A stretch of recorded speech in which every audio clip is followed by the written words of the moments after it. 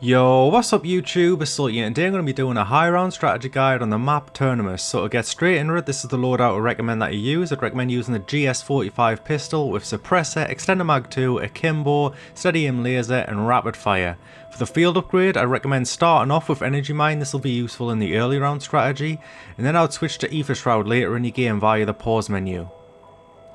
So for the augments, there's only going to be one augment that's necessary, and that is the extension augment on Ether Shroud. Trark in the most recent patch actually made it so that if you have the extra charge augment equipped, the second charge takes way longer to fill up, so for that reason we're going to run extension instead. For the doors, there's only one that you need to keep closed, and it's at the back of the engineering room. And for the weapons, of course, you're going to need the wonder weapon, and it's in this room we're going to be camping for this strategy. As well as the wonder weapon, you're going to want to get yourself the GS45 pistols pack-a-punched. And a quick tip with the GS45 pistols, if you buy them off the wall, when they turn legendary, this will save you 9,000 salvage, so you don't have to upgrade it yourself. And one more thing for the setup, be sure to do the spawn manipulation trick in the wonder weapon room to turn it from a 3 spawn all the way down to a 2 spawn.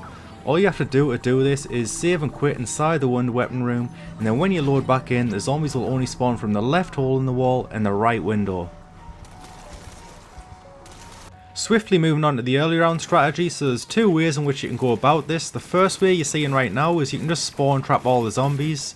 The upside of this is you get through the rounds a lot faster. The downside, you get no salvage on the ground from killing the zombies. So the way I'd actually recommend doing it is, when you start the round, you can do a little bit of chip damage to the zombies like you're just seeing there, but then I'll come to this corner where the door is, and just start shooting the ground. This way you're going to get a lot of salvage because you have a suppressor on your Mustang and Sally. And of course this is going to help you in the long run. Be sure to use your energy mine as well as soon as it's fully charged. This is going to help take the pressure off you a little bit. And doing this strategy, you should be able to last all the way until about round 45 holding off here.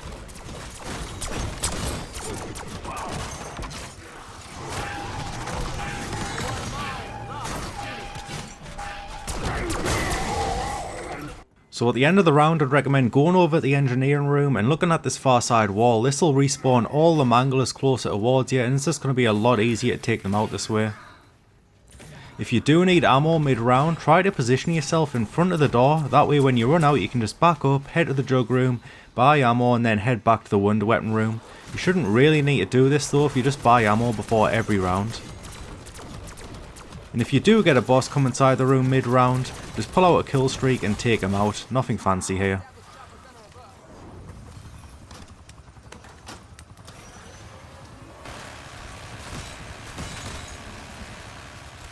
Moving on to the high round strategy now, there's going to be 3 kill streaks we're going to be using for this high round strat, and the first I'm going to cover is the mutant injection. So for the first 75 rounds, just meleeing with the Mangler will be able to complete the whole round for you. And I'd recommend doing this to help build up your salvage even more. Later in the video I'm going to show you spawn trapping with the Mangler, and the problem with spawn trapping, kind of like the Mustang and Sally in the early round strat, is you get no salvage this way. So because of that, I'd recommend meleeing for at least the first 75 rounds. After round 75, when only meleeing doesn't quite get you through the round, you can start spawn trapping. Or if you really want to maximise your salvage, you can spawn trap the last 10% of your mutant injection and melee the first 90%. And then you can just slowly increase the amount of spawn trapping you do as the rounds get higher and higher.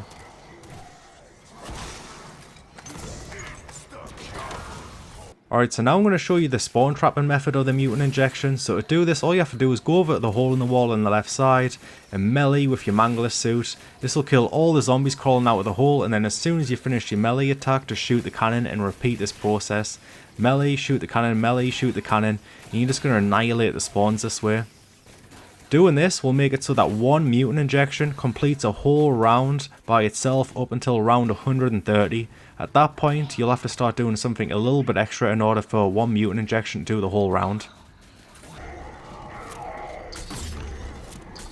So that little bit extra is just holding off with Mustang and Sally's for as long as possible at the beginning of a round. Ideally, if you have some Molotovs, I'd recommend throwing a Molotov at that left spawn at the beginning of the round. This is going to kill every non-armoured zombie, and also going to really weaken the armoured zombies as well.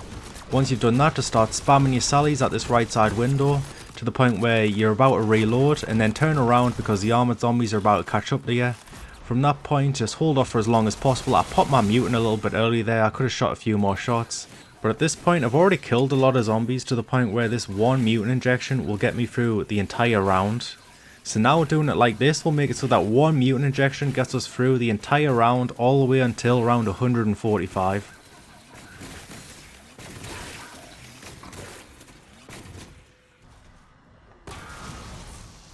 And the final addition to maximising this one mutant injection is utilising the trap to go along with it. So just like before, you want to hold off with your pistols at the beginning of the round, use a Molotov in the left hand spawn if you have it, and start spamming your pistols in the right side window. And really you're just kind of like killing a bit of time here because you want all the zombies to spawn inside this room.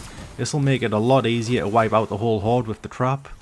And then once you're forced out the room, turn to the right, do a big loop around the rec yard, and bring the whole horde to the trap. Once activated, just come to this corner next to Juggernog, and you want to wait a few seconds here just while the majority of the zombies are getting killed by the trap. And then head up the stairs when you're ready, mantle over the railing to get back to their wonder weapon room and pop your mutant injection. This is going to be the most efficient way to kill a lot of zombies quickly with one mutant injection. Now I'm going to move on to the chopper gunner. I spent a lot of time on the mutant injection just because that's going to be your best kill streak for getting through the rounds quickly, and the kill streak you're going to probably want to use for the majority of your game. So the nice thing about using the chopper gunner inside the wonder weapon room is that you can see the entrance to the room the whole duration of the chopper, allowing you to kill the whole time. And one important note is to make sure that you call in the chopper right next to the doorway. When you leave the chopper gunner, you have about a 1 second time period where the zombies don't target you. And if you're at the back of the room, that's not enough time to leave safely, so you'd probably have to pop an Aether Shroud to save your life. So since the chopper gunner dropped an insta-kill, I might as well segue into them. You just want to treat these like the early round strategy and camp beside the doorway. Because you have the suppressor on your pistols like I mentioned earlier, you're going to get a lot of salvage doing this. And if you see some Manglers coming on your minimap, just start spamming the ground a little bit more. On an insta-kill, you'll still kill them very quickly even if you're not directly impacting them. So just spam the ground like you're seeing here.